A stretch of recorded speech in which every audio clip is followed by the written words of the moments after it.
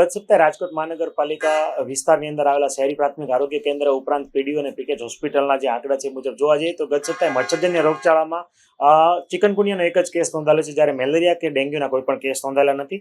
ગત સપ્તાહે શરદી ઉધરસના કેસ જોવા જઈએ તો 699 કેસ, આ ઉપરાંત તાવના જે છે એ 938 કેસ અને ખાસ કરીને ઝાડા ઉલટીના 291, આ ઉપરાંત ટાઇફોઇડના 2 અને કમળાના જે છે એ 4 કેસ છે ગત સપ્તાહે નોંધાયેલા છે. ખાસ કરીને વાત કરીએ તો ગત સપ્તાહે છેલ્લા 4 દિવસથી કોઈ પણ કેસ છે નોંધાયેલા નથી. રાજકોટ મહાનગરમાં કુલ 234 કેસ નોંધાયેલા છે. હાલ જે છે કોઈ પણ કેસ જે છે સારવાર હેઠળ નથી. હાલ જે છે વરસાદની ઋતુ ઉપરાંત જે છે પાણીમાં મોટાભાગે કન્ટામિનેશનની ફરિયાદો આવતી હોય છે.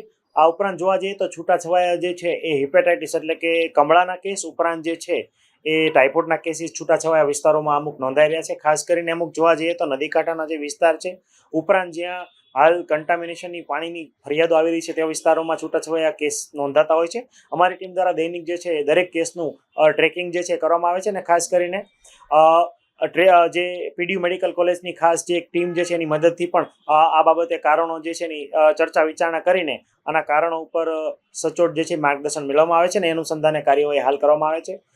મલ્ટીપર્પઝ હેલ્થ વર્કર અને આશાબેનો દ્વારા છે ઘરે ઘરે જઈને ખાસ કરીને અત્યારે પોરાનાશકની કામગીરી ઉપરાંત છે જે છે પાણીનું ક્લોરીન ટેસ્ટિંગ કરવાની એટલે કે રેસિડ્યુઅલ ક્લોરીન ટેસ્ટ કરવાની કામગીરી જે છે એ આ બાબતે કરવામાં આવે છે.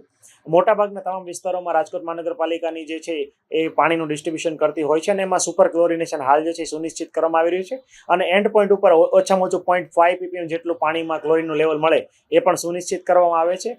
આ ઉપરાંત લોકોને ખાસ આગ્રહ રાખવામાં આવે કે તમારા ઘરે આવતું પાણી સહેજ પણ જો વાસ મારતું કે દૂષિત જણાય તો પાણી જે છે એ ઉકાળીને પીવું જોઈએ અને ઉકાળ્યા પછી જો પણ એવું લાગે તો ક્લોરીન ટેબ્લેટ જે છે એ આરોગ્ય કેન્દ્ર ઉપરથી મેળવીને ક્લોરીન ટેબ્લેટના વપરાશ પછી જે પાણી છે એ પીવાનો અથવા વાપરવાનો આગ્રહ રાખવો જોઈએ.